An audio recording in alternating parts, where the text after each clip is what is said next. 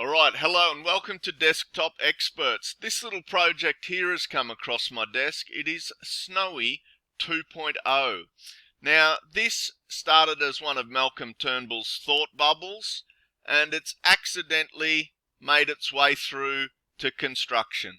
This thought bubble really should have been burst at the investigation stage, because there was a survey done of locations that were more suitable for pump storage hydroelectricity, and over 100 sites more suitable than this one were identified. But knowing the marketing department in the Liberal government, they thought they could just pour some taxpayers' dollars onto a big romantic project and make it look like they're doing the right thing. So let's have a look at what they propose to do. So halfway between the load centres of Sydney and Melbourne, we have the existing Snowy Mountain scheme, built in the probably 40s, 50s and 60s by a government-owned corporation with a construction agency. They built all these dams. Now, they aren't just hydroelectric dams that drop water down hills. They also transfer from the Snowy catchment into the Murray-Darling catchment, which has provided abundant water for extra irrigation. Now, this project here is just a pump storage hydro scheme, so why build it up there? Don't we have water anywhere else? Well, we have plenty of water, but these ones take advantage of these two existing dams, one high and one low.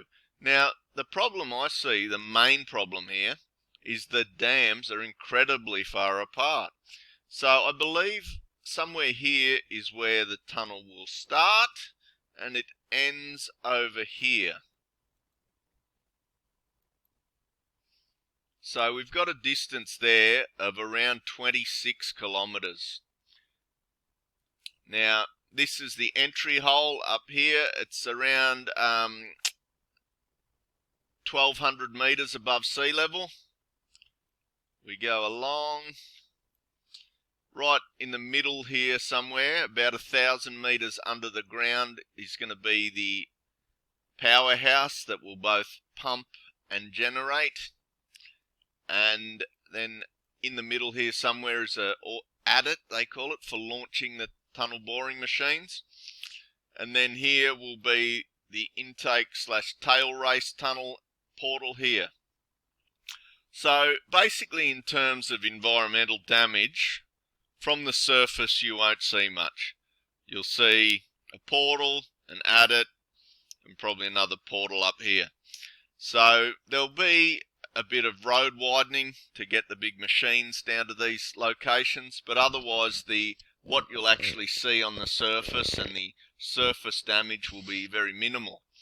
So a big, sexy project that will store all this excess wind and solar capacity that we have, that's not always convivial with when we're using the electricity. So that's the project. Is it a good project? Well, for starters, it's nowhere near the load centres or generation centres for electricity. So increasingly, we're getting our electricity from wind and solar. So basically the south coast of Victoria is producing a lot of wind, so we're far from that. Western New South Wales will be producing a lot of solar, and throughout the Alps here and the backsides of these mountains we're also getting a number of wind farms built. But increasingly, electricity is being generated in the cities also with rooftop solar. So my concern is that a lot of electricity will be lost in transmission, coming a long way to get to this site.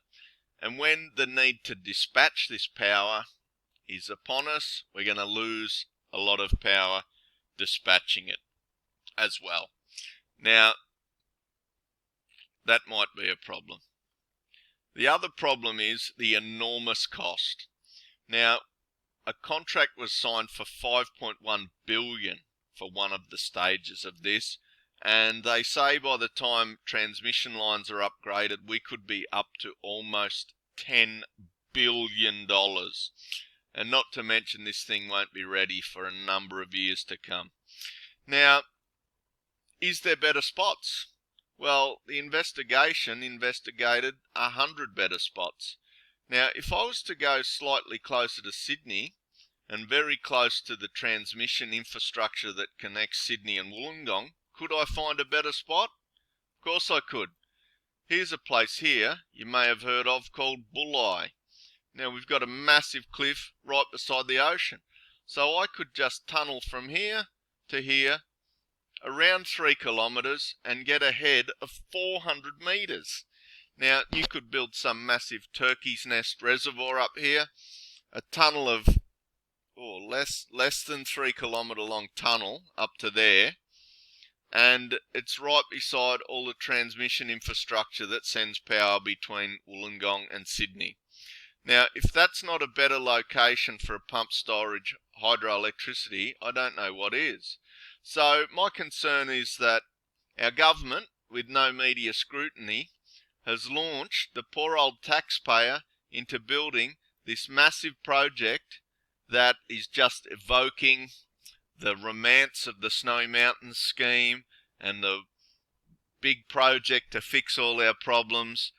They've just tipped a lot of taxpayers' money into this, and we'll all be the losers, when hundreds of better sites like this could have been used to provide a more decentralised storage regime that could cover more bases, result in a lot less transmission loss, and be more locally adaptable, also quicker to build. So that's my concern with the Snowy 2.0. Thanks for watching.